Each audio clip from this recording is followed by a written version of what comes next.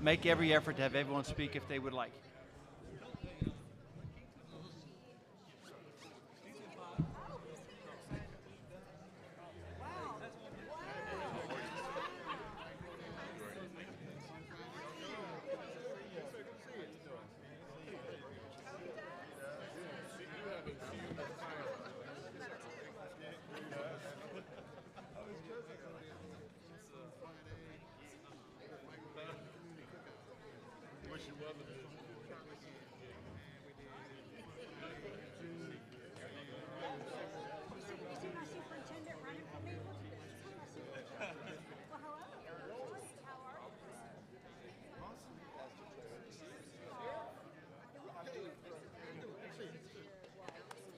Council President, for good news.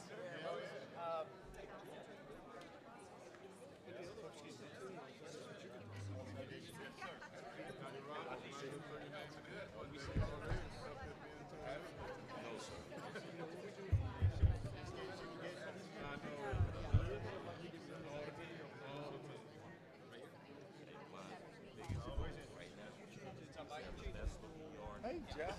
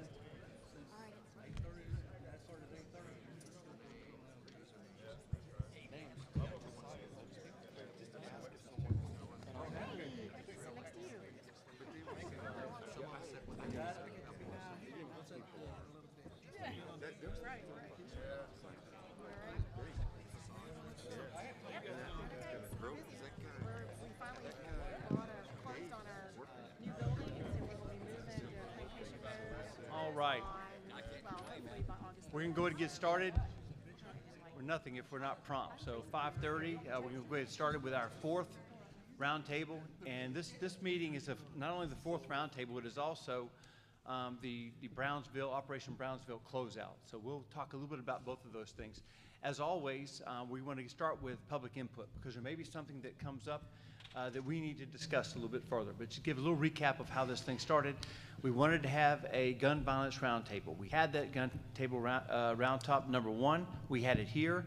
And I appreciate those that were in attendance, as you can see. And we'll go around after we have the public discussion. But as you can see, our community members, our other entities, our elected officials, our appointed officials aren't going to just sit back and let something happen. We're going to have this discussion. We're looking for solutions as to what we can do to prevent this gun violence. We started from the very beginning and trying to understand exactly why it's taking place and then what options there are available in our community and certainly what options there are within the membership that we have at this round table. So unless someone at the table, again, I'll go around and I'll introduce everyone, but I'd like to get started with those who want to come here so we don't miss out an opportunity to hear some public input. So I'm going to start with, in the order that I got it from, Hugh King. You want to come up here? And remember, we only have about 2 or 3 minutes, so please make it quickly. And consider this. This is about Gun Violence Roundtable, and this is about what we can do to prevent gun violence. Mr. King, go ahead. Yes, sir. I appreciate it. And I want to applaud you, Sheriff, for your efforts and your transparency, convening this round table. Two things. One, I'm not a big proponent of broad brush approaches, and this certainly isn't, because it does specify gun violence. But I wanted to suggest to you in a public forum for consideration in the future that, just like in drugs, you have gateway drugs, you have, say marijuana's gateway to cocaine and other things. When we get to gun violence, that's almost the ultimate, act, because you have the most powerful instrument of violence that is readily accessible to people, and that's a gun. But when we look at assault, when we look at things, that we might want to just consider using this as an opportunity to discuss violence, period. Because whereas when people escape or get away with opportunities, or when the violence is not negated in its embryonic stage, it exacerbates and grows into something larger, and that could be gun violence. That was the first thing. And the second thing is ironic tonight. I don't see as part of the round table anyone who is a part of the clergy. And I wanted to suggest to you, for your consideration, that you expand. And I have one name, the Reverend Paul Blackman.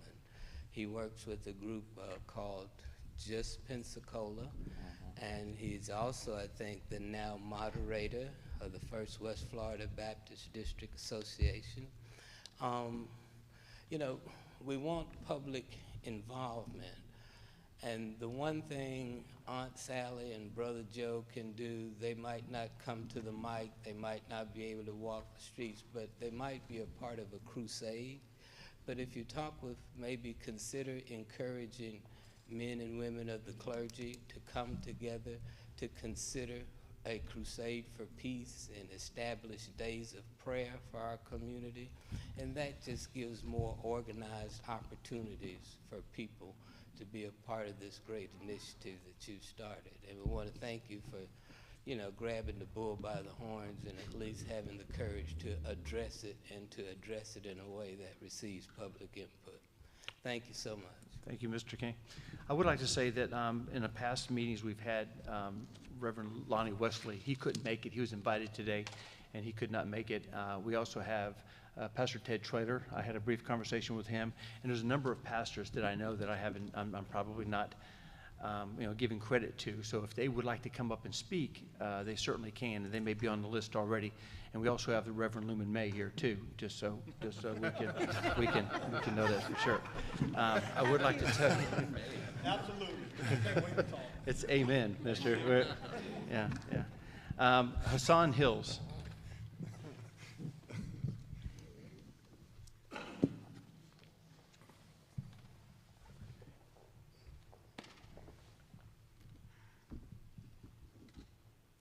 Good evening, everyone.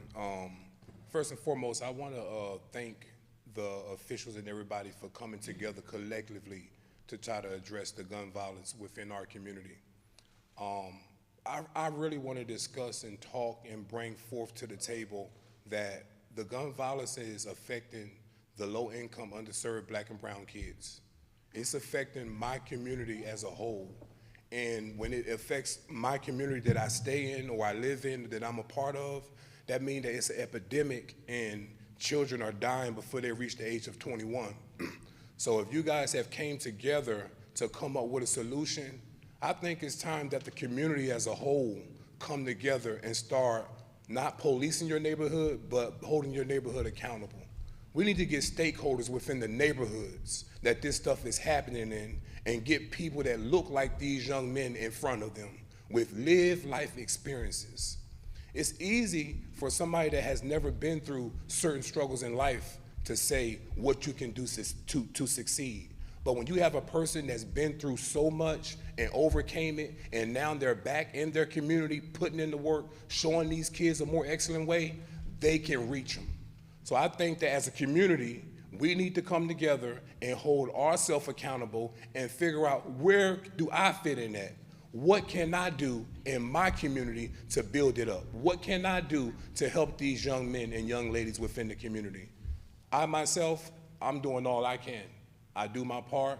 I could do more, but if we come together collectively, if we build us a coalition like the county commissioners and the school board and the police and the sheriff department did, our communities would be much safer. So I'm calling on the community as a whole, the stakeholders in the community that lives in these communities. Why don't you take and be that beacon in your community, that leader, and you stand up and you start some type of mentorship program or something like that in your community, and we can reach back to these people at the table and get the funding. We don't regulate guns in this community. Not in this country. Nowhere. You can beg all you want to. These people right here said. All right, listen, sir, let's go ahead and let the speaker. All right, go ahead, Mr. Hills. Go ahead, Mr. Hills. But as I'm saying is, we as a people that live in these communities, we need to start getting out and about and getting in front of these young black men that's experiencing these type of violent crimes. A lot of them are hurt from tragedy. A lot of them are dealing with mental health. A lot of them are dealing with not having a father inside their home since they've been growing up. A lot of them are dealing with having their grandparents raise them, the lack thereof, the resources. One thing about a low-income community, if we don't have, we're going to figure out a way to get it, whether it's wrong or right. But if we can bring the resources directly to them and give them a way of education and empowerment and put them on a path to success, I think that'll be the next step that we need to go to make things better for our community. Thank you very much. Thank you. I have a list of some people, and I'm not sure if they want to speak or if they're just say that they're here. I will call them out, and if you want to speak, please come and do so. And again, please remember, if you want to speak, put your name on a list, and we'll be glad to call you up to the podium. What we don't need is a conversation from people that are outside of the microphone. Sheila Peterson? Sheila Peterson still here? All right. Ellison Bennett.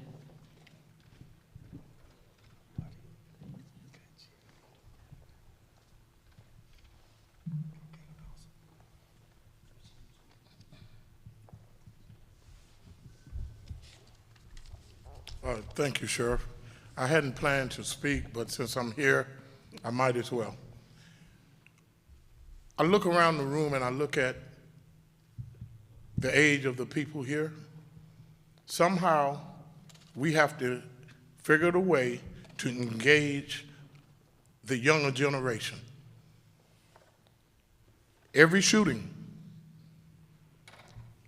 the shooter or the victim have been between the age of 16 and 30. I've been tracking these shootings in our community for 10 years. We're now at 238 murders in a 10-year period of young people that look just like me. We know they're not going to come to church. They hear the pastors talk about the love of Christ, and we know they're not going to come to a roundtable meeting. We must figure out a way to ask the young people to stop the violence. Parents, it starts in the home, telling these children that they need to respect themselves first, and then respect other people, respect law enforcement, respect seniors. You go in a store and you hear profanity used in front of an elderly person. Elderly people are afraid to go to church at night now because of the violence.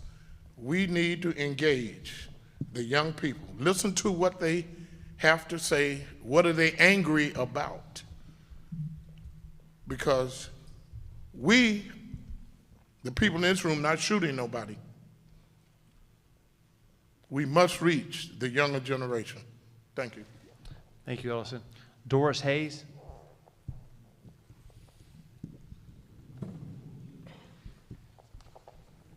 Good evening. First of all, I would like to thank everyone for coming out and the panel. I'm speaking on the neighborhood. Like, I just want to echo for some of the young guy said before, Mr. Bennett, we do need the community involved, first of all, and we do need parental guidance. Parents now, I am a parent and a mother of 5 children, and I started out with my children at an early age, and I told them, I said, you know what? I told my sons, you make your bed hard, you're gonna have to lay in it. After they got older, they understood that word, because I've raised them up, and I trained them up, and I brought them up. Ephesians 6:1, children, obey your parents in the Lord, for this is right. And that's what I've instilled in all of my children. And nowadays, the parents are not bringing their children up in the way that they should go, because right now parents are, just like Chief Randall said, it starts in the home. And we all know that. And if you letting your children have their way, you know, and do what they want to do, and you got your children where they are like your friend, instead of you being the parent. We have to be parents to our children. We have to set morals, and we are not doing that as parents. We let our parents do what they want to do, say what they want to say. And I told, like I told my son, when I said that, they asked me, they say, well, what mama mean about that? Does that mean that mama, she's gonna kill me or something? I said, no, you know, he had asked my daughter, and he said, no, mama just saying that if you go out there and do wrong, and you know, you have to give an account of it, because you've grown up now, you're older now, and all of that is going on you, not on mama, because mama did what she could to raise you up and bring you up. So it's up to you now to do what you have to do. And then I do want to say this, and then I'll sit down. Quickly, go ahead. In Houston, I'm from Texas, and Chief, what they doing in Texas, you know, like on 9th Avenue, the little strip area, I think I was telling Mr. Hill with WRNE radios, I was telling him that what we need, maybe the police could have an index. They call it index. You know, they have a place where they set up, you know, in the areas, the rural areas, where the police, they have a place there where they can, you know, where the people in the neighborhood, they're close and they can go in and talk to the police, you know, in an area. You know what I'm saying? They say it's index here, but I don't know what they call it in Houston, but, you know, you can talk to people, you know, talk to the police. You don't have to go to the police station or the city. You can just go right in the neighborhood and talk. You know, have places set up in the neighborhood where people can come and talk to the police. Thank you, Ms. Doris. We thank y'all so much. Thank you. Appreciate you. I hope I've helped somebody. All right. Sarah Brummett. Sarah?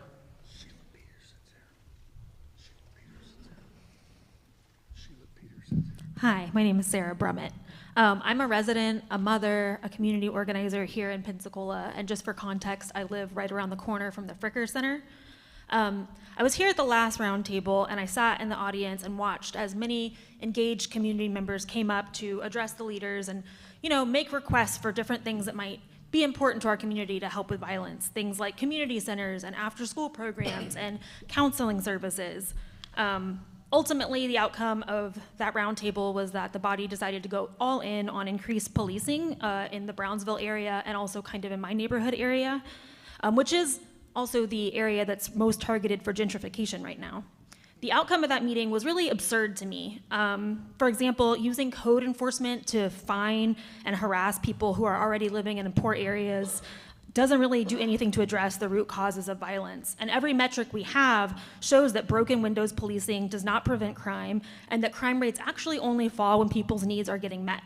And our people have a lot of needs. We need truly affordable housing, robust youth programming, quality and abundant public transportation options. We need sidewalks, and we need higher wages. We need things like even community cooling centers. Right now we're in a historic heat wave, and violence spikes when there's heat waves. And so things like that, we're gonna continue to see heat waves. We're gonna continue to see violence spikes. So our community needs to be thinking critically about what to actually invest in that can actually make a difference. And so you know, what we need to be doing is taking a data-based, fact-based approach to addressing violence, and that takes resources. It doesn't just take endless policing. And I've had my own experiences with violence and with policing. I actually have a stalker. I've had a stalker for over a decade now, and I've had to call the police, and every time I've had to call the police, the answer's either been to pretty much belittle me or to tell me to arm myself, which is not going to prevent violence. That's not a solution. Also, my neighbor, Tamar Crawford, was killed by the police 4 years ago. And so the point that I'm trying to make here is just that policing by itself is not an answer. We actually can see where policing really, really fails and even encourages and creates violence. And so the other thing is that I don't want to hear on my news in my local community anything about black on black crime when we know that crime is actually an issue of proximity, not an issue of like particular races. And at the end of the day, what we need is to stop over-policing our communities and invest not in meeting the needs of the developers, but in meeting the needs of the people who have lived there for decades. Thank you. Well said, well said. Well said. Yeah. Charlie Dial. Charlie Dial.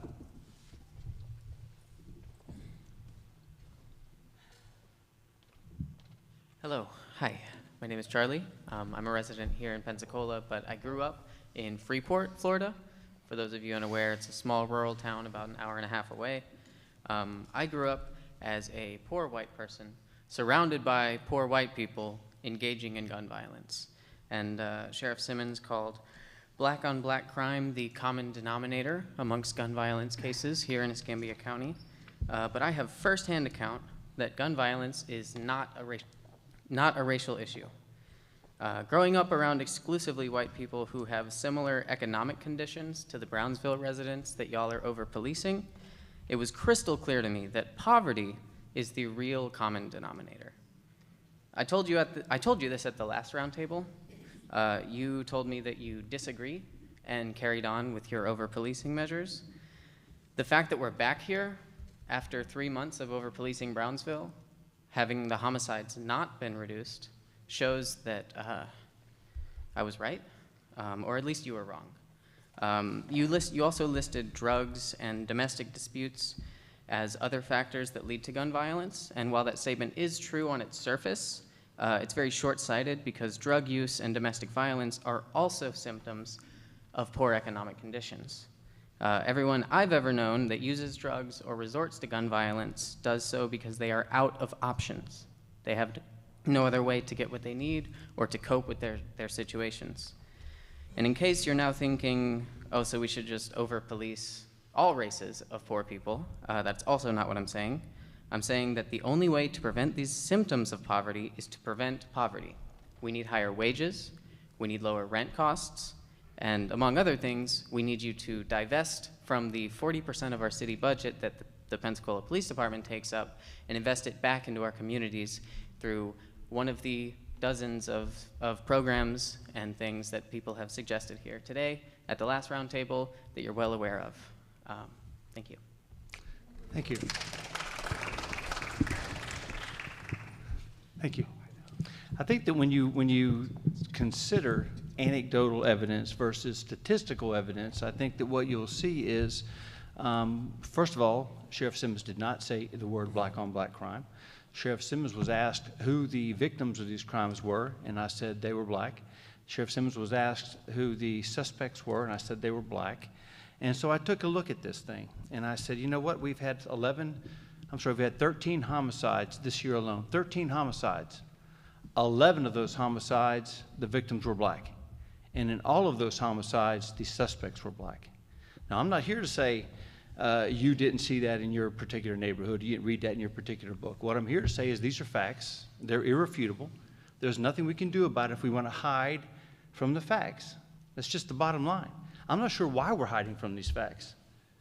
You can get up on a podium and you can say, oh, this is going on, that's going on. Let's find a solution. We're not going to find a solution unless we know what the problem is. I am not scared to say what the facts are. And we have got to be courageous as a community to say this is the family issue, this is a poverty issue, this is an education issue, whatever it is, we need to be courageous enough to do that. But to come up here and say over-policing is not the area, we're not over-policing. To say that Brownsville, Operation Brownsville, had, was a police state or a police effort, it was not. Everyone around here is fixing to go through and what they've done as part of this initiative, and you'll see this was not a police initiative. What this was is a community issue, a community initiative. Probably for the first time in 50 years, we've had a collection of people coming from different entities to see what we can do. So it's not a police issue. So it's not a clergy issue. So it's not a school district issue. It's not a county or city issue. It's a people issue. And we have to start by opening up our eyes and saying, hey, these are the numbers of the numbers. The facts are the facts. And if we continue to deny them, we're not getting anywhere. So thank you very much. Deshaun McKenzie.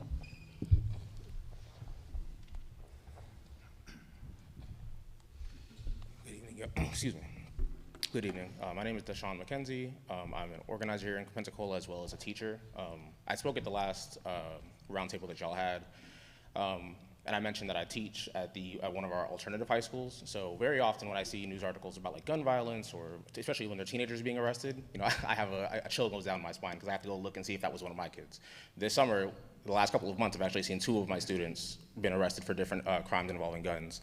But I came at the last forum to speak on the facts, like you just mentioned, Sheriff Simmons, because we can say that the facts are the facts as far as like who are committing these crimes, but we can't say that while also saying that poverty is not the root cause of these violence issues when those are also facts. I was told last time when I said that was my opinion, but so I came tonight with a little bit more information on that.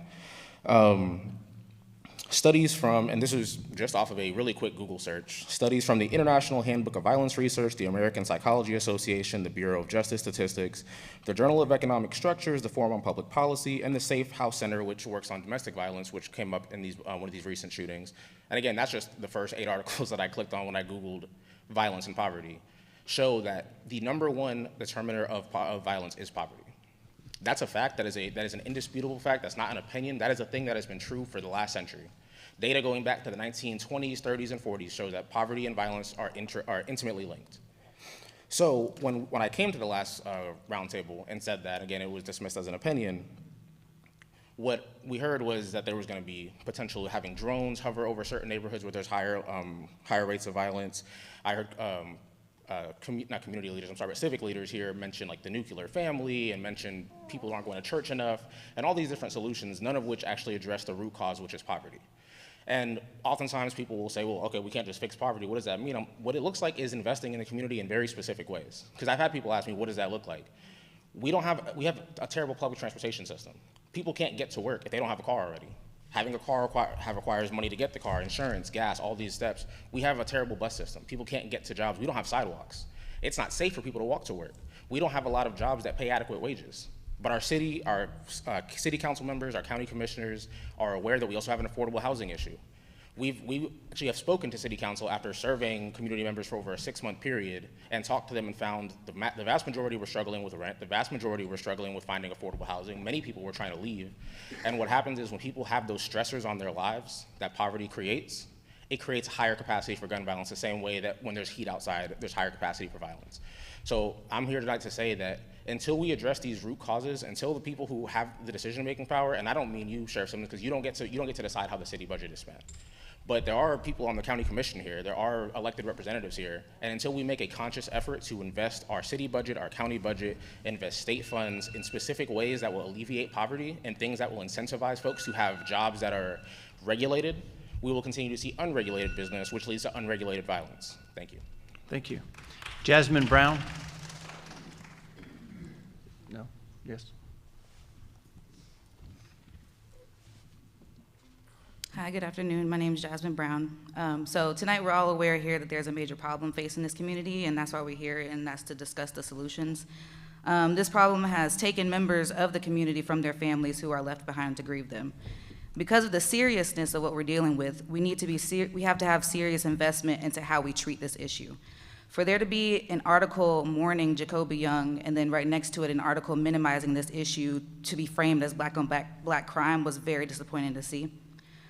I was hoping we had moved past this reductive language to describe such an intricate and ongoing problem and viewing crime as a problem isolated to a disadvantaged racial group becomes just another way of blaming the victim. It's disingenuous to reduce this problem to black-on-black crime when crime stats from a number of U.S. jurisdictions have shown clearly that most criminal offenses, particularly street crime, tend to take place within 5 or 6 blocks of the offender's place of residence, and that most homicides occur among relatives and acquaintances.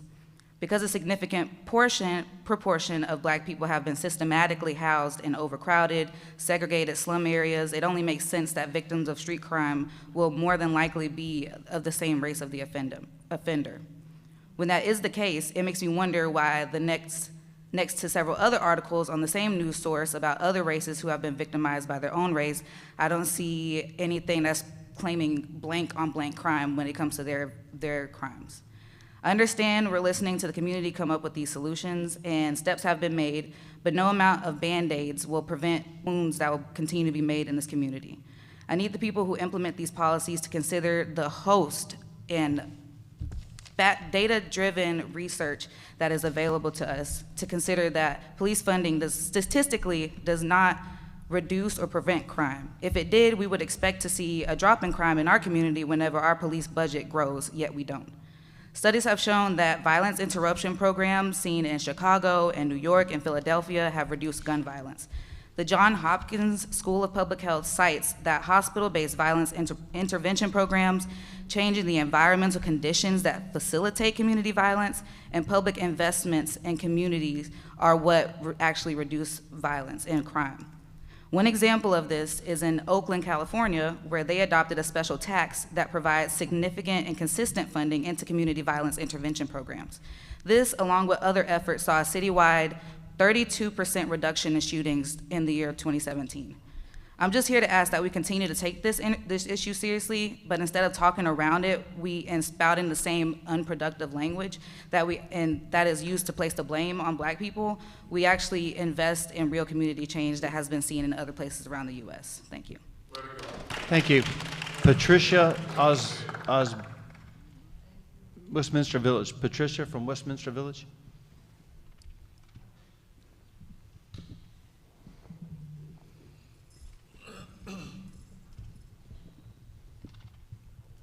I really wasn't sure that I was going to speak tonight, but there are some things that I want to say.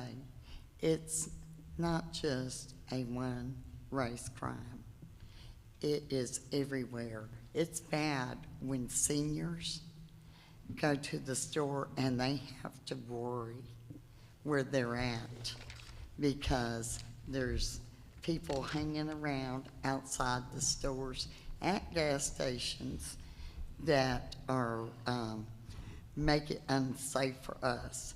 Not only that, is you can't walk down the streets anymore without being worried that because the homeless camps, which are close to you, and you don't know whether you're going to be robbed or whether you're going to be shot or what, and that's pretty bad. And I know that both the sheriff and the police captain, I know they try to do their best, but they have to have better tools.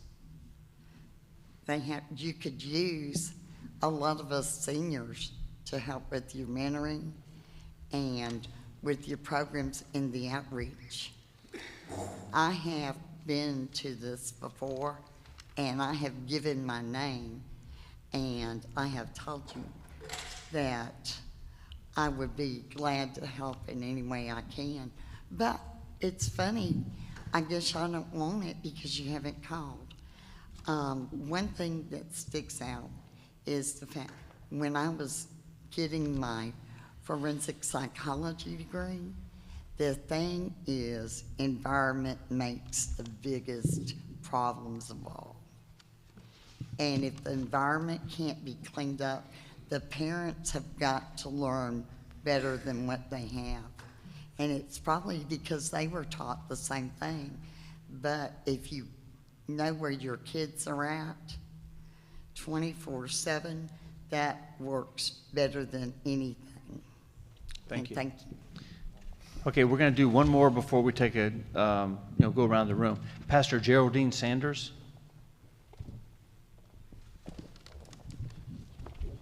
Praise the Lord, everybody. Come on, praise the Lord. Hey, I just want to say I heard the Chief Simmons on television last night, and it grieves my spirit of what's going on here in Pensacola, Florida. My husband and me, we passed the church at 814 North F Street, right across from Addis Court, and it's in the inner city. But I'm looking around, and I want to see how many people in here brought a young person with them tonight. You know, the Bible said love covers a multitude of sin. You know, we don't need your hamburgers and hot dogs. We need somebody to put their arms around these young people, tell these young people, I love you, I feel you, I'm working with you, I understand you. We got to face reality. If we don't come together in unity and work together with our sheriff, with our mayor, with our county commissioner, with our city council, it's going to get worse. It's not going to get better, it's going to get worse. So we can't be pointing the fingers about this person, going in the community talking about this person not doing this. No, we need to come together as one and work together in unity, because it's getting worse. I get sick and tired of looking at the television, seeing all of these young people are dying. That's all we see. But we got to face reality, people. Stop pointing fingers and looking at one another saying, well, this was not right. Yeah, face reality. It is what it is. We as people, we got to come together and work together, because it's not going to get any better. My spirit is grieved. What are we going to do? I'm willing to work with the sheriff. I'm willing to work with our county commissioner. I'm willing to work with our city council. Because if we don't come together as one and work together, and when you see something that's going wrong, you know it's wrong. And we as pastors and leaders, you know, you can say you love people. Love does what love does. It loves. And that's what we got to do. We got to pray. We don't need this. It's no time for playing. It's time for praying. We got to pray, and we got to pray without ceasing. So I'm sick and tired of it. So what are we going to do? We're going to work together, aren't we? Going to work together? We're going to work together with our sheriff, our county commissioner, our mayor. We're going to work together. Because we coming up here around the table, and we saying all this every time. It's not going to accomplish anything unless we work together. You see it on the television, it is what it is. Don't get mad with the sheriff. Don't get mad with what somebody say. You got your opinion, and you know it's true. You know it's right. Praise the Lord. Thank you. Sir, you got a brief comment? Please make it brief. My name is Walt Wood. Some of you know me. And I'd like to put the responsibility on us black parents. And you say black on black crime. If you look at the ABC News, local news, if you don't see a black face in the first 3 minutes, you've lost something. I know it because I went down and talked to the station manager about it some years ago. Pre-COVID, we had a joint group to go around to schools and churches. Remember I talked to you about it, Mr. Bennett, Isaac? That was wiped out when COVID came. I had it started at my church as a mentor. I've been mentoring for 60 years. I've had a whole bunch of success, and I've had failures too. But us as black parents need to get out there and get in these kids' behind. It's hard to mentor, because when you first meet a young boy, what you doing, man? Nothing. Where you going? Nothing. And it takes time. But if you put in 1 hour a week, you'll gradually go up. and they'll open up more. Can't fault Sheriff Simmons for the gun, but we don't manufacture them in the black neighborhood. They've got to get here some way. I asked the last meeting, where's these guns coming from? Well, people steal them out of cars. You've been up, that Pine Forest Road where the gun show and can't get through traffic? They're getting these guns somewhere. If I wanted to destroy a neighborhood, I'd get a truckload of drugs and a truckload of guns. And I know that neighborhood is gone. Nikita Khrushchev said that in 1964, and he was correct. But we're going to get back to organizing these churches and these pastors and these schools and get some male and female mentors. Yeah. 1 hour a day, that's all it takes. Thank you. All right, thank you. What we're going to do, just so we're all clear, I'm going to go around the room and just introduce who's in the room. Then we'll give a chance to speak if you'd like to, but otherwise it'd take us too long. I am going to come back to our Superintendent Keith Leonard, but first I'll go past him. We have our Superintendent Keith Leonard here. We really appreciate you being here. We have Councilmember Delarian Wiggins here. We have Mike Kohler, Commissioner, here. We have Chief of Police Eric Randall here. We have Laura Gilliam with United Way. We have David Williams, the school board. We have Trey Myers with the state attorney's office. We have Dr. Michael Roberts with the school system. Kevin Adams, school board member. We have Bridget Jensen with the state attorney's office. We have our county administrator, Wes Marino, here. Gary Burgash, Judge Gary Burgash, just say he's running a little bit late. He'll be here shortly. We have our state representative, Michelle Salzman, here. We have our state senator, Doug Broxson, here. We have our commissioner, Lewin May, and our commissioner, Jeff Burgash, here. I really appreciate you guys showing up, and we're going to have more of an open dialogue about what we have seen and what you've done with your entities in the Brownsville area. But first, I'd like to turn it over. He's new to our round table, to Keith Leonard, just for a couple of comments before we get started with that. Keith? Thank you, Sheriff Simmons. Thank you for inviting us tonight. Let me start off by saying this meeting gives me hope. I've heard comments from our citizen that talks about a lot of the same issues that we deal with in our school district each and every day. And if you don't have hope, you don't have anything. We have hope. It's ironic that I'm here tonight because earlier this week I was visiting with our school board representative, Mr. David Williams. And we talked about bringing a few things back to our school district that will not just help our schools, but will help our community.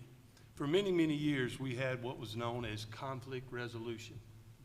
And for the most part, it was in some of our middle schools, but it was in all of our high schools. Well, I can tell you that we're seeing violent behavior, disruptive behavior, not just at our higher grades in middle school and high schools, but we're seeing that more and more prominently in elementary schools as well. And it's just simply a reflection of our neighborhoods. So it's something that we have to deal with.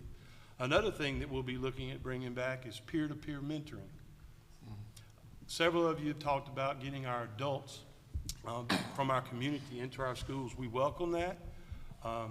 You can call Wanda Kotick. She'll set you up to be a mentor. They have a meeting coming up in the next couple of weeks. But really, there's peer pressure.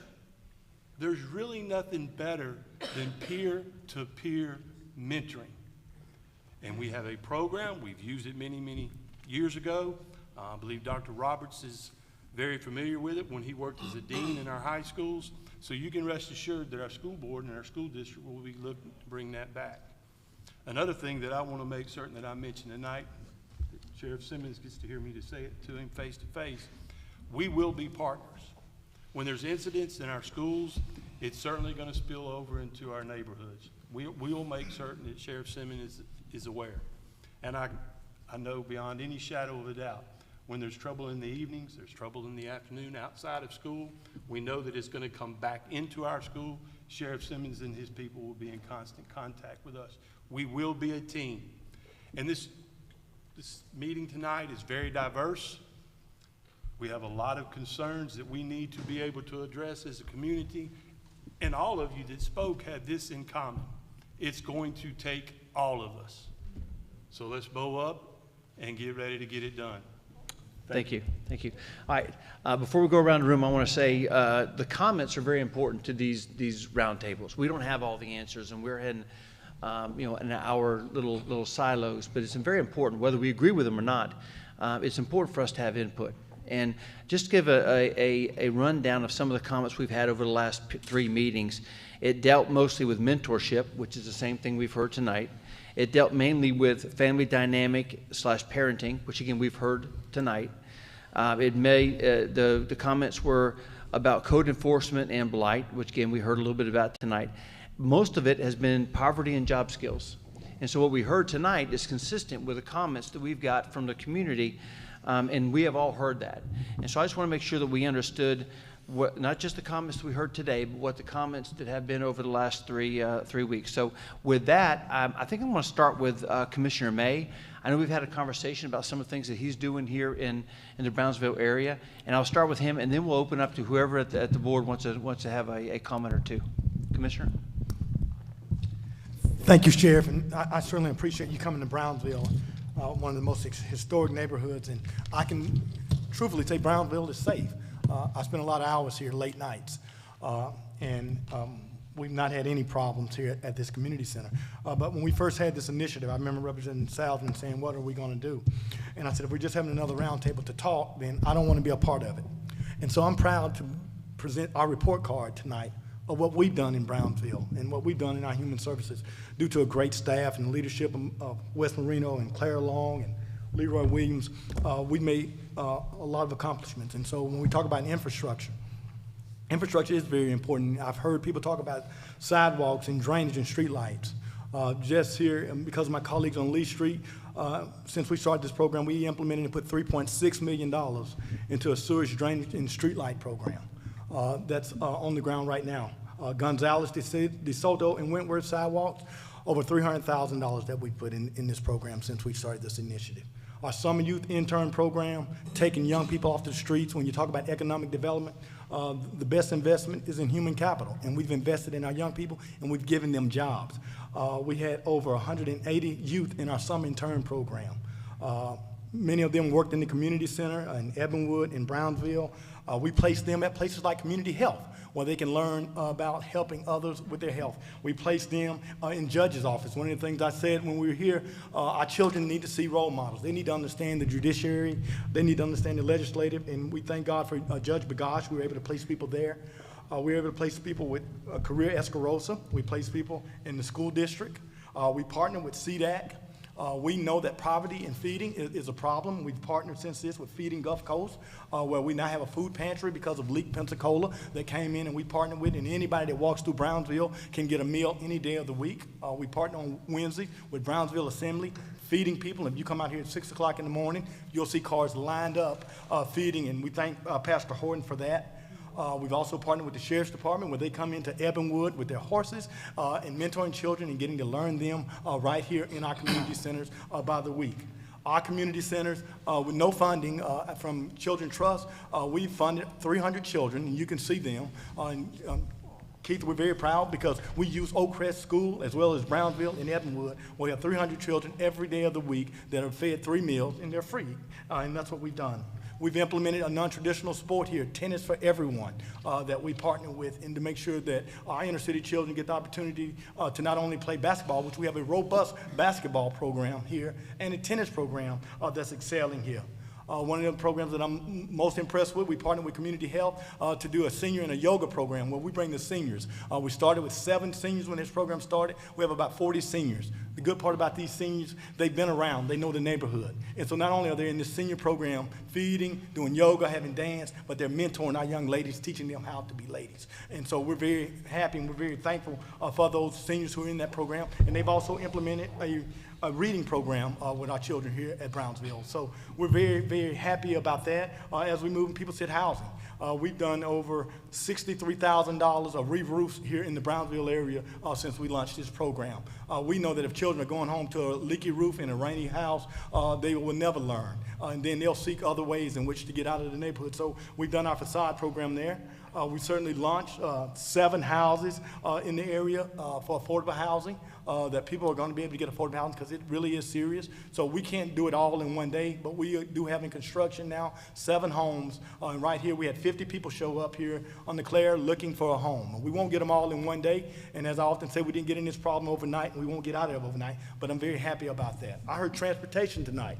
I want to thank our staff. We just awarded over $30 million for a new central transportation system where we're going to get new buses, new facilities, new routes, and that we're going to invest in transportation in this neighborhood. And so I certainly appreciate our staff for doing that. We talked about reading and education. I believe education is a great elevator out of poverty. And we're lunching right here at a Masonic Lodge, and many times young black children in years couldn't go to, but we bought that Masonic Lodge, and we're turning that Scottish Rite Masonic Lodge into a library. And so children are going to have a holistic way of getting educated. So it's in design. It will go out to bid for construction here probably by September, and I thank my colleagues for supporting that. And right in front of that, we're in design for an incubator where small businesses will be able to come in and rent at a fair rate, an office or a storefront to put their business there. So we're moving very quickly with that. And when people say that there hadn't been any investment in children, I can just tell you the county and the sheriff didn't get funded, but I can just tell you that was over $6 million that was funded for youth programs. And many of those programs were headed up by African Americans. Whether it be Sylvia Tisdale, Benny Washington, whether it be John Rigsby, those programs were funded. I mean, and so, there has been an action on boards that I sit on. And finally, Chip, I'll end this because I said I wasn't going to come to any more roundtables and sit if I'm not doing it. And so if you want to find me on a Saturday or an afternoon where you're finding the people that's helping children, drive down to West Pensacola, go down to Legion Field, go over to Cobb Center right now. They're out there coaching and mentoring. And that's what I do every Saturday. I knock on doors in Addis Court and I pick up children because I coach 5 basketball teams. And so we can sit around and have conversations and point fingers, or you can get in and get dirty. And so I chose to take my raggedy gray truck and we go pick up children, we wake them up and we feed them, and every Saturday, and we spend our time every weekend in a community center. So if you can't get Commissioner Mann in his office, if you come to Brownsville, or you come to Legion Field, you'll find me coaching somebody's child. And we can't make excuses about the parents. I love to hear people say, oh, it's a parent problem. Well, if you know the problem has existed for 25 years, we can't depend on that. What you have to do is de-edit what has been edited into a child, and a child will look outside of his house to find a role model if you're really committed. And so if we're really going to save them, there's not one holistic program that's going to solve crime, delinquency. If it was, you'd be a consultant and you'd be rich. We can only do it block by block, house by house, and child by child. And I'm very proud, and I take no credit, Wes. I hand all this credit off today that we have accomplished what we've said. We have gone well beyond what we anticipated and projected, and we did that because of the support of my colleagues who believed in human services and our staff who were dedicated and understood that we were very serious about making a difference in Brownsville. And if you don't believe we made a difference, next Thursday, you come and see these young people who've gone through my summer intern program that we started. 17 to 21 of them now have permanent jobs in Escambia County with benefits and retirement. I guarantee you those 17 or 21 kids are not shooting anyone. They're staying right here in Escambia County. And we're having almost 200 kids that'll be here next Thursday. We have 300 kids that we take up from our summer employment program to get that opportunity. And so the same kids that come here and get free and reduced lunch, we bring their parents in to hopefully correct their credit and get their housing. So, Sheriff, I took up more time than I wanted, but we did more than I expected. And so I take no honor and no praise, but I give it to the staff, the volunteers, and the seniors that helped us accomplish our goals. And obviously, I think that we've done great, but there's a lot more work to do, Sheriff, and we appreciate you putting this together so we can partner, because we've partnered with our judiciary, our senator. I mean, when you talk about roll diets, when you talk about what Senator Broxton has brought forth and the money that we just got this weekend for flooding in this area, we could not do it without working with our delegation and working with our partners, whether it be the state attorneys, whether it be the city police, or whether it be the sheriff. I believe that we're doing, and we look forward to working with you, Superintendent Leonard, in the future. Thank you, Sheriff. Thank you. No, I think that sometimes we, and I'm an optimist. You know, if you look at the optimist in me, I say, hey, let's just not talk about what we're not doing, what we should be doing, because a lot of people don't know what's going on. And it's our fault. We don't maybe put it out enough. But I think that Commissioner May did a pretty good job of not talking about just what took place during Brownsville, but what they've been working on. These things don't happen in 2 months. These things happen way before we have our meetings. But I think that's the value of having this roundtable is Commissioner can talk about what they've been doing, and then other commissioners can say, hey, we can do something similar in my district, and someone may be in the audience here can say, hey, I didn't know that. Let's build upon that. Let's talk about that mentorship. I may have some kids that want to go there. We had Hassan Hill's kid up here and talking about it. I actually met with Hassan earlier today, and he's just so excited because now he has transportation. Again, you mentioned transportation, and one of the speakers mentioned transportation. We understand these things, and we're working towards them every day. So we're working on transportation to get more mentorship programs. Again, I'll say the last time, the Blazer Academy, the reigning program of the year for the entire state of Florida. I get a call every week from an agency wanting to do what we're doing. My point is, let's not lose sight of the positive momentum that we have here in Escambia County. No one thinks we're where we want to be. No one believes that we have all the answers. But I think if we continue to listen to what's going on in this room and in this table, then I think we can continue to build on it.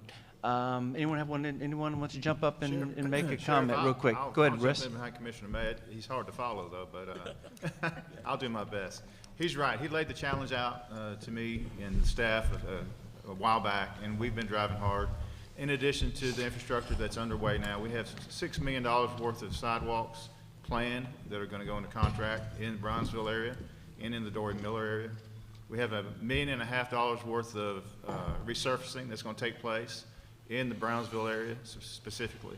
One of my experience is when you come into a neighborhood and you take care of the infrastructure, it kind of revitalizes that neighborhood, picks people's spirits up, and people start taking better care of their own yards, and they take a little more pride in where they live. Additionally, on the 26th of this month, we're going to do what we're calling a resource day here at Brownsville. We are going to bring community health out. We're going to bring homeless partners out. We're going to pass out Narcan. We're going to do Narcan training. So we're driving hard on that, and I think that's going to be a good event here in the community. And the challenge that I gave to my staff was, I don't want to do it in an area. I want to go to the heart of where the issues are, and this is just another attempt to bring more resources to the area, make the area a little better, let people know what the resources are, who to contact for different things, mental health counseling, homeless partners coming in, where's our shelters, what are our resources for that, community health. Chandra Smiley is going to be a big help with this event, and so we're going to have a big day here on the 26th, and I'll leave it at that. Thank you. Anyone else on the table? Eric? No, I was going to say. Lori, go ahead. Yeah, I'm happy to just give you an update on the resource guide. We've been working with the Sheriff's Department to pull together a resource guide, really kind of targeting the middle school youth in the community, and it's designed to include mental health services, after-school programs, mentoring, substance use disorder treatment. And so at this point, the website is active. We've got 10,000 RAC cards and 10,000 business cards with the QR code that will take you to that resource directory. It's on our 211 website. We're waiting to finalize the numbers. The RAC cards and the business cards are with the Sheriff's Department now. We're waiting to kind of finalize the numbers for the actual guide itself. And once we get those final, then that'll go to print. We have about 350 listings of those resources that are targeting, again, middle school and family members.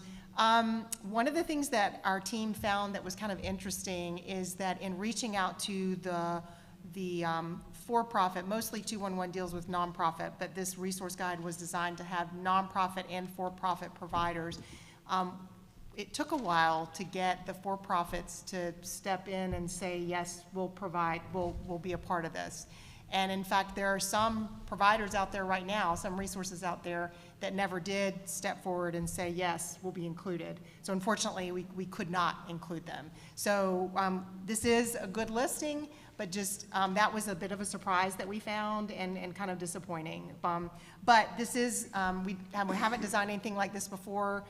Again, partnering with the sheriff on this, it was something that he was wanting to pull together to provide those specific resources in a very targeted way. And so glad to be able to provide that to the community. Thank you again. Without a roundtable, we wouldn't have had a discussion about what resources are even available. And I would not have had the idea, quite frankly, to go to Laura and say, hey, we'll fund it with not with tax dollars, but with law enforcement trust fund dollars, which was seized funds from felons. And so we took that money and we sponsored, if you will, a resource guide specifically targeting teens. And I'll leave it at that, because it became apparent to us that not everyone knew what to do with a troubled teen. If you can get in on it early, then it might give you a better chance at a success story.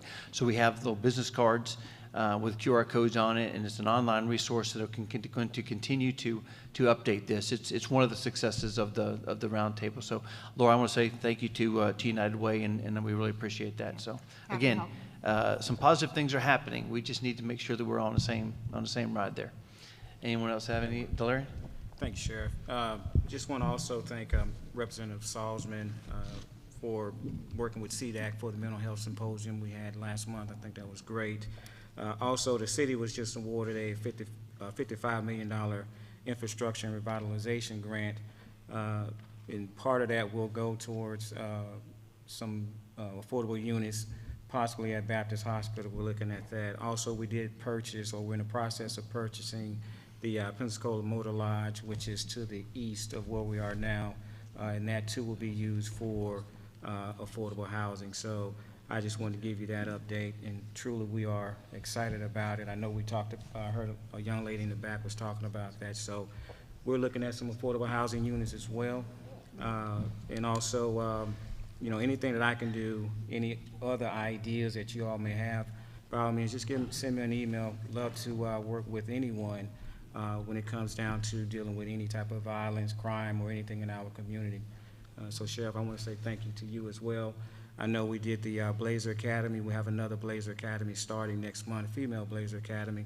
But also the movie nights we do in the community.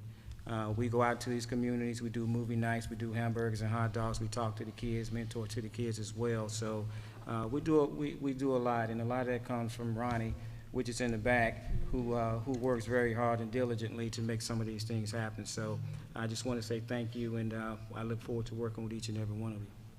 Thank you. I want to take this opportunity. Go ahead, Kevin. Yeah, I just want to thank Senator Broxton because, you know, we had the clinic at Pine Forest High School. I always advocate for the community partnership schools. We got a CA Weiss. He was able to fully fund the community partnership for Pine Forest. So hopefully that's a step.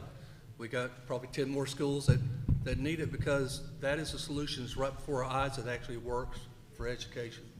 So appreciate it. Thank you. Yeah, those are good things. Commissioner. Yes, Sheriff. I'd like to say a few things. And the other thing I want to thank Senator Broxton is your commitment to Warrington Middle. As everyone here knows, my wife works there. She's going back. We're committed to it. I know Commissioner May has said that, and we're going to change that. I'm thankful for my fellow commissioners. We're cleaning up that area. Lexington Park's changed. Lumen and I share a lot of the same districts. We split this neighborhood. You walk across the street, that's District 2. Most people in this room don't know that. You go to Mayfair, we split it right down the middle. I know Sheila Peterson's there. So we're in the same fight all the time. I go to all these groups, and I heard over policing. The majority of the neighborhood groups I go to are low income, and they want just to feel safe and secure. I can tell you the ones that are more black, ones are mixed, and ones are poor white. I know them because I go to them all. And the same concern with all of them is they just want to feel safe and secure. And I think you're doing a great job, Sheriff. Everywhere we go, people feel like the Sheriff's Department's active. I do want to say the first meeting I came to, I'm a data-driven guy, you may not remember, but I pulled the facts from FDOT on the homicides in the 80s to now. It was a lot worse in the 80s than it is now. I mean, any death is a serious situation. But I also want to mention there's several men in this room that are leaders. You look at Hassan, you look at Charles Thornton, you look at Elson Bennett. There's people, I'm a conservative Republican. I don't give my discretionary dollars up too easy. But I've given my money to Hassan Hills. I give them to Pastor Vincent. I'll be out on the street crusade on Lillian on Saturday, work with him for this Christian ministry. We funded you with your LEP money for Hassan. So we are putting money back in the community at the ground level, and these guys vote for it. And I don't know if you probably remember that now. One thing was said today that I thought about was mentorship. In the Navy, you get a mentor right away or a battle buddy when you go out in town so you don't get in trouble. And mentorship matters because it keeps your true north. And I do think the school board has a place for that and can help, as well as a lot of other folks. But I'm glad to have been part of this. I think you can see the highlights. I think there's a lot of hope. I think the county has done everything they can to help fund the sheriff's department. I do think there was one thing mentioned in Wes, I was going to bring this up when it came up. I do think we need to look at the routes for ECAT. I've heard that several times. I do think that's something we should look at. But I want you to know, I think I hear you, and I believe my fellow commissioners hear you. Thank you. All right, thank you. I want to join in on the Doug Broxton appreciation train, and also add Michelle Salzman and Representative Alex Andrade, who couldn't be here today. I don't want to speak for Chief Randall, but we worked on the ShotSpotter program, and it was a combined $800,000+ appropriation request. It's going to fund 3 square miles in the city, 3 square miles in the county. As part of that technology impact that we were talking about and where we're going to go forward. But I can tell you that without our local delegation, that request, that appropriation would not have come through. So certainly we appreciate the work done by Mr. Broxton, who has a rather important position in the state Senate, and also certainly Michelle and Alex. I think Alex actually started this thing, and I do appreciate what you guys have done. So with that, I'll talk a little bit more about, if you could do it quickly.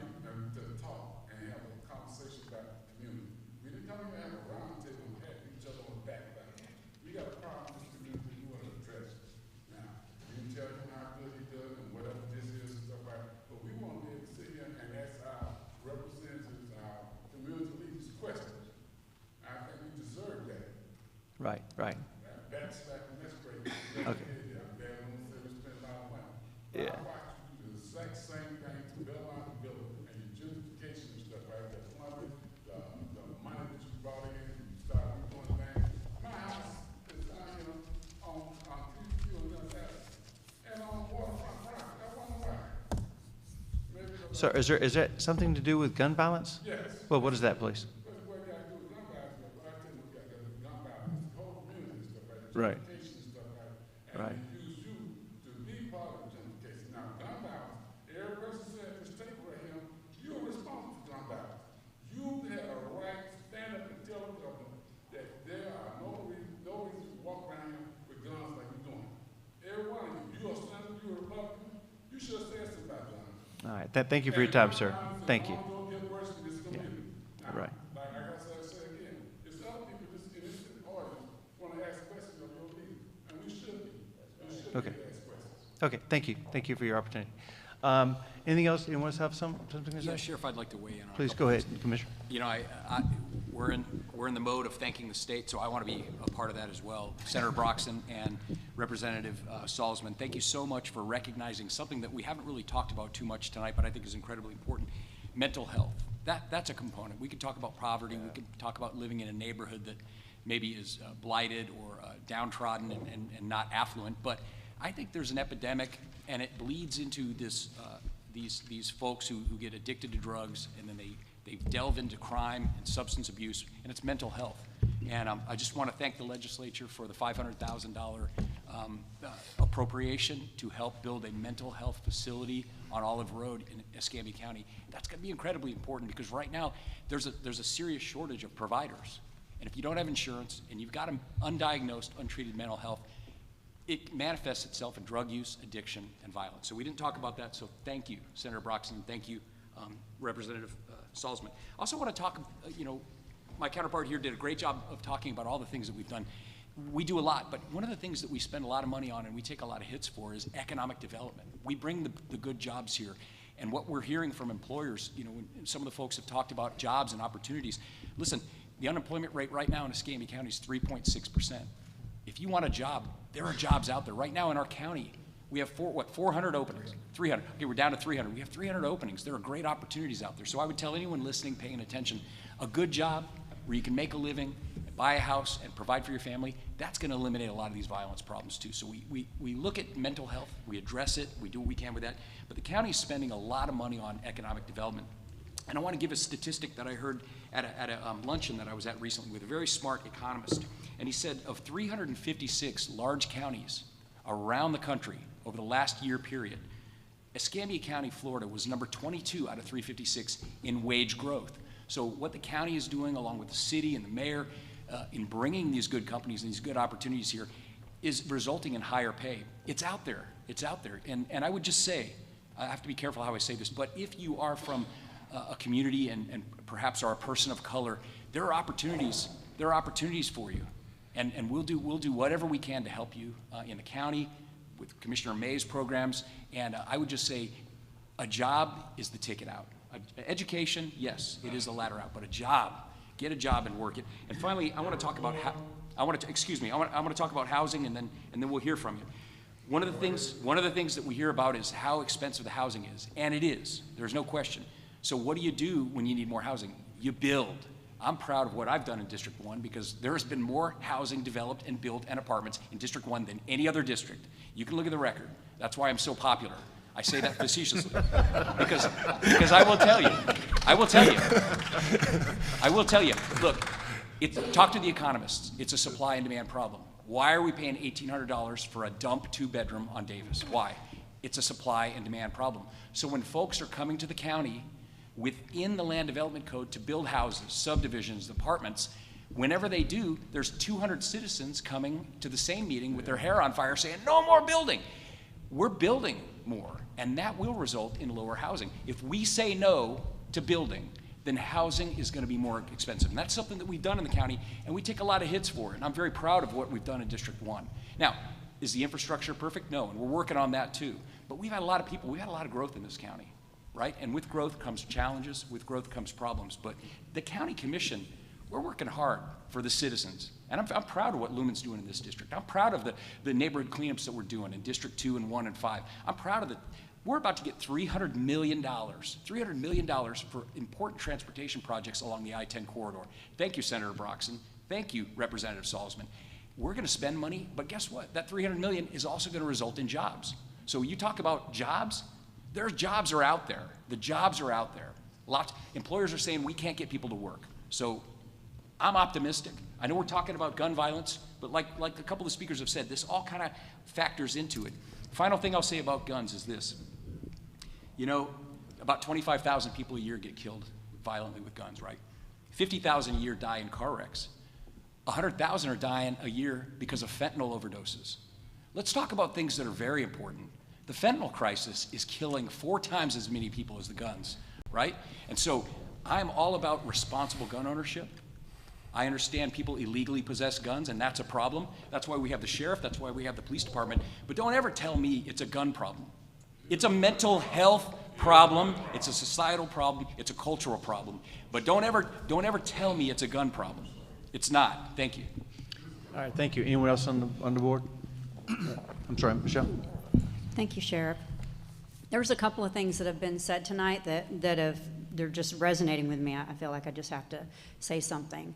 Someone said, we don't need a hot dog. And I'm like, I hear that, but it bothers me because when we talk about, we bring the co-responder model in, which is what you were saying whenever hospitals are involved in responding to calls. We brought that in. We bring the Narcan in, we bring the Baker Act facility, the opioid or the detox facility. We fund all of these new transportation things. We do all this stuff. We're telling you, we're sitting here, yes, we're telling you all the things we're doing. We are. But we can say that all we want. We can give you that but it's not about a hot dog. It's not about a co-responder model. It's not about 30 million, 70 million, all these millions of dollars that we just throw around like candy as punchlines. That hot dog is not a transaction. It's supposed to build a relationship. We are supposed to be in relationships with one another. This culture of a transaction, let me get on my phone, do social media, just hand you this and walk away, is why we're here. This is why we are where we are in this mental health crisis, is because we want to treat everything as if it's a transaction. When we come out with those hot dogs and those hamburgers, when we bring bottles of water, when we knock on your door, when we ask you how you're doing today, it's not meant to be a transaction, it's meant to be a relationship. And if the people here tonight, the ones that are supposed to be leading the change, don't understand that, then there is our problem. There's the problem. If we don't understand what we're supposed to be communicating with our children and with these youth, then how are they supposed to understand what we're communicating? Number two, I would like to mention the questions comment that this young man has mentioned a few times. We all have phone numbers, email addresses. You can reach out to any of us at any time. We also host town halls, constituent service days, public meetings. We are very accessible. If the only time you are using to communicate with your elected official is tonight, then you're the problem too. We are here 365 days a year, seven days a week. We are on the phones constantly working. There isn't a single person sitting at this table that is not invested in you. I make a whole $28,000 a year to work full time for you. I'm not getting rich by this. We all love our community. We all want to help our community. But if you're not here on days besides the ever once a few months, then you're not invested either. You know, my mom used to tell me, look in the mirror, Michelle, before you start calling out somebody else. So look in the mirror. Make sure that you understand the message you're trying to give to these children before you give that message. Thank you. Thank you. Anyone else on the table? Go ahead, Eric. I'll be real quick, and just to follow up on some of the things we talked about. One of the things that, since I've been back here in Pensacola, is addressing gun violence, and one piece of that has been technology. We want to take our policing to 21st century policing, and part of that is the technology. And I want to, publicly say thank you to our state legislators for being able to bring that funding, not only for just the technology and law enforcement, but the funding that we get for the infrastructure projects, the funding that we get for the affordable housing, the funding that we get to be able to work on the transportation issues that's been brought up here, the funding that we're getting for education, all the things that we continue to talk about. Just thank you for that. We have a gym right here in the room that's sitting at the state level that we can coordinate with and work with to be able to bring the most appropriate funding to our community here in Escambia County. But as part of that too, we got to continue to work together. So over this time frame, we work with our sheriff department, the police department, sheriff department work together. We work with our United Way by being able to distribute the 211 cards, getting the information out there to the community about the resources, the nonprofit resources that's available to them, to include the mental health, especially from our veterans in the community, to be able to use 988 option 1 to be able to call in situations like that. But also the community walks that we did during this project, to be able to have a listening tour and take what we talk about, government to the people. For those that don't show up in a meeting like this, that don't want to bring the issues out, but be able to understand the quality of life things that come forward, the street lights that are out, the flooding that goes on, and all the other issues, and be able to take those things back to our local leaders and our local governments to be able to help put it in front of them so they'll be able to address. But also mental health. Mental health, I've been part of the mental health task force that State Representative Salzman has been chairing, and she's been a champion for this, and we are going leaps and bounds and making ends in the mental health arena. Later this year, we're going to have a new model. We're going to have a centralized receiving facility for mental health. We talk about game changers. We are doing things here in Pensacola and Escambia County, but let's not stop there. We got to stay on it. We got to continue to hold each other accountable. We got to continue to move forward. But you heard Commissioner May and other commissioners talk about all the investments. Council President Wiggins talk about all the investments in the community, particularly here in the Brownsville community, that the government is making. But we got to continue to work together. And I think this is an example of moving forward. Is it going to be perfect? Are we going to have starts and stumbles? Yes, we are. But we got to continue to move forward, working together as a community, and I think we're moving that direction. All these things that we do, the little things and the big things, are a piece of the puzzles that are coming together to address gun violence. But we got to continue to work together as a group, as a community, as people. But thank you, Sheriff, for the gun violence roundtable. And we as a city of Pensacola are committed to continue to make investments in the Brownsville community as we continue to move forward throughout the years. Thank you. I think we're at a point now where where do we go from here? I talked a little bit about how we got here and all that, and then there's the question of, was it a success?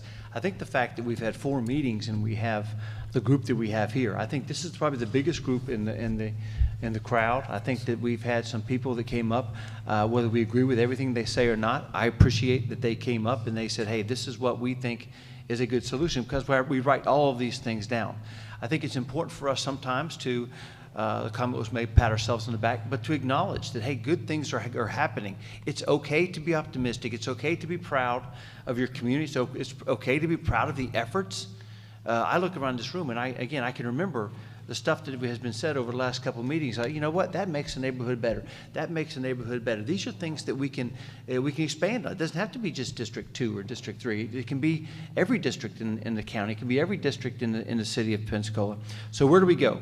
First of all, I would say we continue. I had these final thoughts. Continue to mentor children, which is kind of ironic because that's what people come and talk about, mentorships. And we already had that. I talked about that as one of the continuing requests and comments from past meetings. Continue to mentor children, and you can heard a number of different things. If you're in this audience or if you're listening and you want to volunteer to mentor children, you have heard in this very meeting 10 different opportunities you have to mentor children. And when we break here in just a minute, you can come to see me, you can see Commissioner May, you can see any of the commissioners, any of the city council members, you can see the chief, I'm certain, you can certainly see the school board. We have plenty of opportunities for you to get involved in mentoring children. Continue to work together. Again, there's some things that we have found that we work pretty well with code enforcement. We work pretty well with Pensacola Police Department. We work pretty well with the state, our state delegation. So we continue to work together. And it doesn't have to be Brownsville. It can be any area. Each area has a unique concern. Continue to work on poverty. Again, someone mentioned, I wish that I knew exactly which one it was. They talked about poverty being the number one problem and the number one cause of gun violence. I don't disagree with that. I think if you look at the map of the pockets of poverty, you can also see that map looks a lot like the crime, the higher crime areas. So these are things that we can acknowledge. These are things that we can talk about maybe, and if there's a solution in this meeting, whether it's the state delegation, the city, or the county, then we can do that. So we do hear the comments that are made. In fact, I don't disagree with that. You can have one truth, one set of facts, and it doesn't have to be contrary to another set of facts. All these things can be true at one time, and we can continue to identify them, and then we can get better with them. Last thing I said, keep putting bad guys in jail. I know there's a comment here about reducing law enforcement. That's one that I'm probably not a fan of, but I can tell you that we have representatives here from the state attorney's office, and we get together routinely and talk about people that are damaging a neighborhood, the people that are shooting someone, the people that are killing somebody, and we are committed, and again, I won't ask them to speak on it, but I know that the state attorney's office, and I spoke to Ms. Madden today, and when they talked about how serious they are about putting the bad guys in jail to make these neighborhoods safe, so all these other things will matter. It won't matter about a mentorship program if you don't feel safe. It won't matter if a park is created if you don't feel safe. It don't matter if all of our schools are A if they don't feel safe going to the schools or sitting at a bus stop or that sort of thing. So what is next? I don't have and again, this is not necessarily my thing. I just happen to be the biggest mouth and the one that started this mess. But I can tell you that I don't have a date for another roundtable. I can tell you it likely won't be here. We'll move it somewhere else. I love Brownsville. Brownsville safe. Thank you, Commissioner May. But I think we do need to start taking our show on the road pretty much. But is it? And the reason I say that I don't have a date is because of this. As Chief Randall just mentioned, there's some technology advances that we're working on in earnest amongst our law enforcement partners, and part of this real-time crime center is part of that is a shot spotter. There's some things that we've already identified, and we're going to give that a couple months to resonate, and we'll see where we are. So next time we can come and say, hey, this is a neighborhood that we might want to go. And it's probably going to be in the neighborhood that the city has selected or the county has selected to put this shot spotter, if it is still violence. Now that brings me to this point. We don't have to, it doesn't have to be a roundtable on gun violence. I think that we have proven if we can all come together, we can talk about anything. We can talk about a number of things. We can have a roundtable on education. If you would like, I'd certainly, you can have it in my office if you want to have it. We can have one on clergy. There was a Reverend Hugh King asked about why the clergy and religious community isn't here. We can have one on gentrification. We can have one on homelessness. And we can probably and should probably have one on fentanyl and the death that's taken on with fentanyl. So we can do all of these things. If someone wants to speak up and says, have one, I don't mind starting it. Probably in a couple months we can go and we can branch out, and I hope we have the same number of people that come here to talk about the dangers of fentanyl if that's where we go with it, in the meantime, before we do another gun violence roundtable. So with that, I think we're about 8 minutes ahead of schedule. And I will tell you how much I appreciate what you guys have done. I appreciate you being here. I do not want you to bail on us now. I want you to continue with what you're doing, continue to say the good things that we're doing, continue to work on the good things that we're doing, and we will let you know if we have an interest or a need to have a gun violence roundtable or a violence or a fentanyl roundtable. In the meantime, if you want to do one, you do not have to wait for me. You can do one on your own. I know that we'll talk pretty well with the school district because they have a lot of good areas that we may be able to have the next roundtable, and we can pick whichever district we want. Does anyone have anything they'd like to share before we conclude? I got time for really briefly. Brian, you want to say something real quick? Go ahead. Right. What's your name, sir? I'm good. I do. Yeah, I saw you on the list, but it was late. Yeah, I thought you looked at my name and threw it away. No. I just want to say really, really quickly, I'm from Pensacola. I was addicted to cocaine for 13 years. I live in Jacksonville now. I've been sober for 8 years. And thank you. Thank you very much. And I just want to say 3 years into my sobriety, nobody believed that I was sober. And my girlfriend was about to leave me, so I threatened her, and I said, hey, I'll get a mental health evaluation and reel her back in. But that was the day that changed my life. It came back that I had intermittent explosive disorder, PTSD, complex PTSD, and amongst other things. But the intermittent explosive disorder is the one thing that kept me violent in the street. I didn't know I had it. I thought it was normal. So I would quickly explode on people. That sometimes led to gun violence. So when you have mental health in effect, that changes. Everything that was brought up today, I thought you all had some great points. Mental health will solve 70% of the problem. Right. I'm a mental health professional now. I work in Jacksonville. I work with one of the DCF managing entities over there, LSF. I answer the 988-211 calls, suicide crisis calls. And hopefully, if this meeting goes well tomorrow, I bring my talents back home. And I just want to say that I appreciate all of you. I appreciate everything you guys do. But, sir, you said the one thing that I think should have been resonated more than anything, and that is mental health. Mental health. These young men out here, they're walking around with so much mental health. Then they're trying to self-medicate because they don't know what they have. Now they're going to the drugs, and now the drugs have fentanyl. Then they don't have the Narcan, and then they end up dead on the street. Right. There's so much that could be done. Councilman Wiggins, Commissioner May, I was going to call you Chief, I'm sorry, Sheriff, and Chief Randall. I've worked with all of you in some capacity over the last 12 years. I appreciate everything you guys are doing. I brought with me Willow. He puts on a happy hour downtown, and he has a nonprofit called Weather Together. And no, the young man that's pulling these triggers, they're not going to be here, man. Why would we expect them to be here? Because if they would be here, then we wouldn't have a topic to talk about. Right. Because then that means they recognize the problem and they want to put an end to it. But we talk to these guys every day. So we would love to have a meeting with you guys privately, away from the cameras, and let's have some serious dialogue with mental health leading the way. I appreciate it. I want to make it really quick. Thank you. Thank you, Jermaine. Brian? My Apple Watch keeps saying high heart rate, so I know I didn't need to talk when that happens. But I go back to statistics and go, why do people shoot people? And why do people have guns? And I looked at a Gallup survey from 2021, and 88% of the gun owners said they got guns to help fight against crime. 70% of the people said they got them for target shooting, and 56% of people said they had it for hunting as a reason for it. The Pew results say that 2/3 of gun owners cite protection as a main reason for owning a gun, while 4 out of 10 people said that hunting was the reason, and 3 out of 10 said that sports shooting is the reason. But I just go back to the fact of why would a person shoot another person? They're ending their life, jail, possible violence in return, and they're also ending the life of that person. And I think when I see the reports out in the news, mainly it's a lot of young people that are having these issues. I look around the room, and many of the people in the room, I'm not gonna say y'all are old or seasoned, but we're not that young demographics that are involved in a lot of the shootings. We gotta find a way to get to them and figure out from when those shootings take place, is it mental health? Is it people that know someone? Is a stranger? You see different reports about people killing people they don't know or killing someone they know. What caused that to happen? And why would someone want to do that? And as the superintendent mentioned there, a lot of it's lack of hope. I run across people all the time that have no hope, and they have nothing to lose, so why not take violence as an option for that?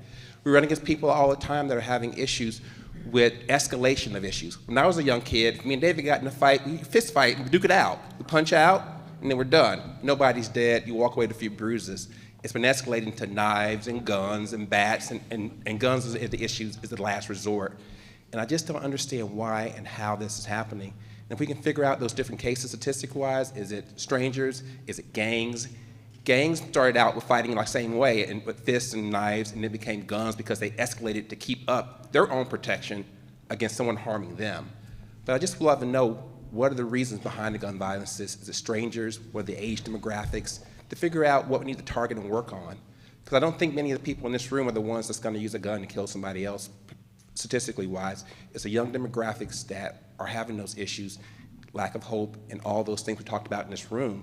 And if we can target those individuals, go to some of the events where they're at and meet them where they're at, build relationships in place, have youth development for them, we need to cut it off for the next generation, because to be candid with you, the generation that we're at now, some of them may be lost, and their only option may be jail, unfortunately.